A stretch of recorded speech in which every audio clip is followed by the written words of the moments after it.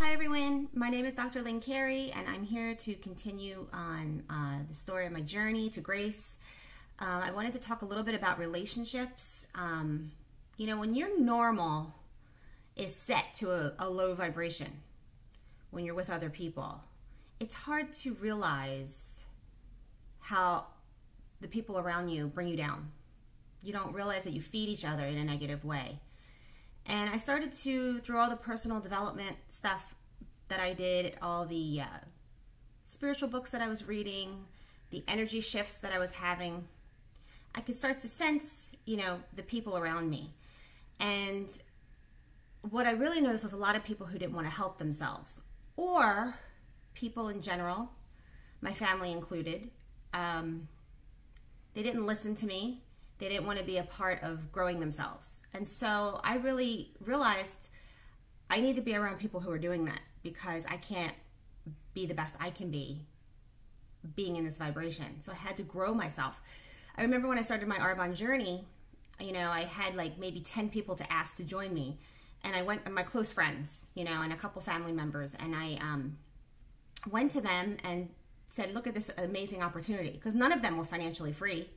They needed a way out, and all of them said no. And I was like, are they crazy? And I'm like, I need new friends. That was my thought. I'm like, I need new people in my life.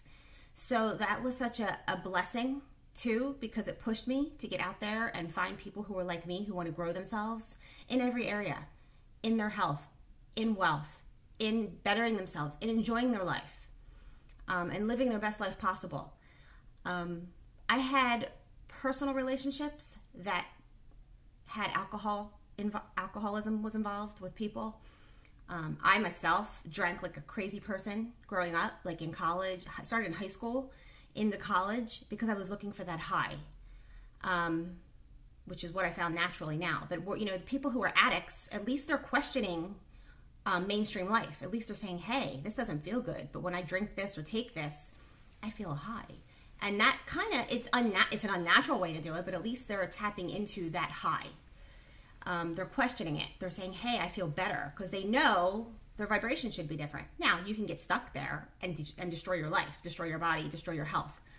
But what I realized, I'm like, why do I have alcoholics in my life? People who work all the time, aren't happy. They're not enjoying their life. And I was kind of raised to feel bad about enjoying your life. It was always like, well, I don't know how they can afford to do that. Or like, it's almost like, who do you think you are to not be just working mindlessly all the time, and still act like you're broke and don't have enough. And it was endless. So I read a book by, I think it was Melody Beattie, and she talks about codependency. And I never really knew what this was, but she talked about how somebody who's a caretaker, a workaholic, and an alcoholic all have the same symptoms of they're pleasing other people instead of listening to themselves, because the people around them have trained them to do so. That's the kind of relationships they have. They'll say, oh, do this to better yourself, but don't do this, because now you're going to go too far. And, I come from a family. I was an only child, but my mom was from a big family. And I used to observe my whole life, oh, is it better to have siblings? I'm probably going to be alone when I'm older. And then my dad dying, he came from his side. There's nobody left. So I had these two extremes. And what I realize is I see a lot of times in the big families that they're not really uplifting each other. Everybody's keeping each other at a certain pace. Let's all stay here and suffer together. You can't succeed too far out of the comfort zone, or go too far out of the little box we created, because you won't be like us anymore. And it's very subtle. You really have to pay attention to it, because it's not outright, because they look like they're supporting you. They look like they're lifting you up, until you go too far. And then it's like, well, you can't do that. Then they become the dream stealers, and they're very negative, and all this can go wrong. And I have a friend of mine who was from a big family too, and I saw the same dynamic in her situation, and I was like, wow, it's so crazy how your family can bring you down. So what I've learned is that you really, in being the best you can be aware of who's around you, and either change the boundaries of what's around you to match what you want, or find new people. and find those relationships that support you, because the world is abundant and there's so many people, and maybe, you know, you weren't born to be with the people that you were born to. You were supposed to find a new family, a new spiritual family.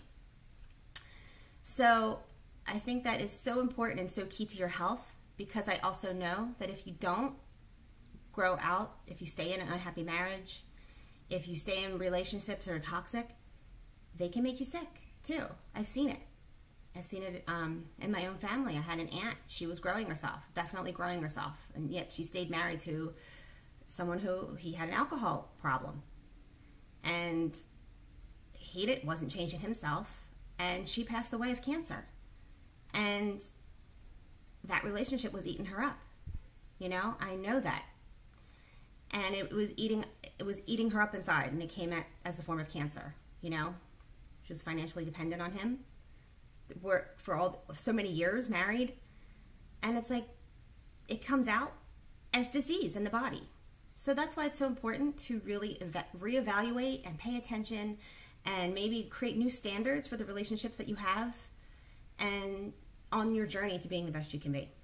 So if you like this video, please like and subscribe, and stay tuned for my next one. Thank you so much.